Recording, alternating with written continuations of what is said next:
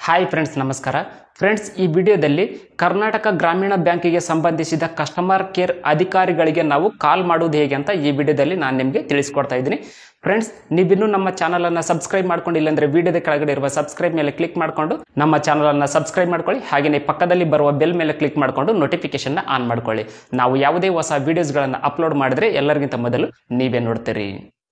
Friends, ನೀವು ಕರ್ನಾಟಕ ಗ್ರಾಮೀಣ ಬ್ಯಾಂಕಿಗೆ ಸಂಬಂಧಿಸಿದ ಕಸ್ಟಮರ್ ಕೇರ್ ಅಧಿಕಾರಿಗಳೊಂದಿಗೆ ನೀವು ಮಾತನಾಡಬೇಕಂದ್ರೆ ನಾನಿಲ್ಲಿ ನಿಮಗೆ ನಂಬರ್ ತೋರಿಸ್ತಾ ಇದ್ದೀನಿ ನೋಡಿ. ಈ ಒಂದು ನಂಬರ್ ಯಾವುದೇ ರೀತಿಯಾದಂತಹ ಚಾರ್ಜಸ್ ಆಗಲ್ಲ, ಟೋಲ್ ಫ್ರೀ ಆಗಿರುತ್ತೆ, ನಿಮಗೆ ಫ್ರೀಯಾಗಿ ಕಾಲ್ ಆಗುತ್ತೆ. ನಾನಿಲ್ಲಿ ತೋರಿಸುವಂತಹ ನಂಬರ್ನಿಂದ ನೀವು ಕಾಲ್ ಮಾಡಬೇಕಾಗುತ್ತೆ.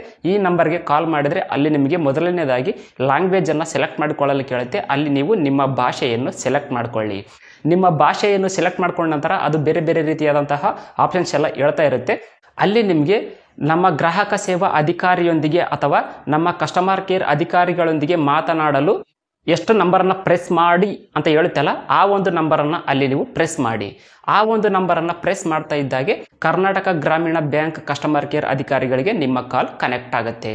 ನಿಮ್ಮ ಕಾಲ್ ಕನೆಕ್ಟ್ ಆಗ್ತಾ ಇದ್ದಾಗೆ ನಿಮ್ಮ ಬ್ಯಾಂಕಿಗೆ ಸಂಬಂಧಿಸಿದ ಮಾಹಿತಿಯನ್ನು ನೀವು ಪಡ್ಕೊಳ್ಬಹುದು, ಅಥವಾ ನಿಮ್ಮ ಖಾತೆಗೆ ಸಂಬಂಧಿಸಿದ ಮಾಹಿತಿಯನ್ನು ಕೂಡ ನೀವು ಪಡ್ಕೊಳ್ಬಹುದು, ಕಂಪ್ಲೇಂಟ್ ಅನ್ನು ಕೂಡ ಮಾಡಬಹುದು. ಇನ್ನು ಬೇರೆ ಬೇರೆ ರೀತಿಯಾದಂತಹ ಮಾಹಿತಿಗಳನ್ನೆಲ್ಲ ನೀವು ಕಸ್ಟಮರ್ ಕೇರ್ ಅಧಿಕಾರಿಗಳೊಂದಿಗೆ ನೀವು ಮಾತನಾಡಿ ತಿಳ್ಕೊಳ್ಬಹುದು. ಫ್ರೆಂಡ್ಸ್, ಈ ರೀತಿಯಾಗಿ ನೀವು ನಾನಿಲ್ಲಿ ತೋರಿಸುವ ನಂಬರ್ಗೆ ಕಾಲ್ ಮಾಡೋದರ ಮುಖಾಂತರ ನೀವು ಕರ್ನಾಟಕ ಗ್ರಾಮೀಣ ಬ್ಯಾಂಕ್ ಕಸ್ಟಮರ್ ಕೇರ್ ಅಧಿಕಾರಿಗಳಿಗೆ ಕಾಲ್ ಮಾಡಬಹುದು.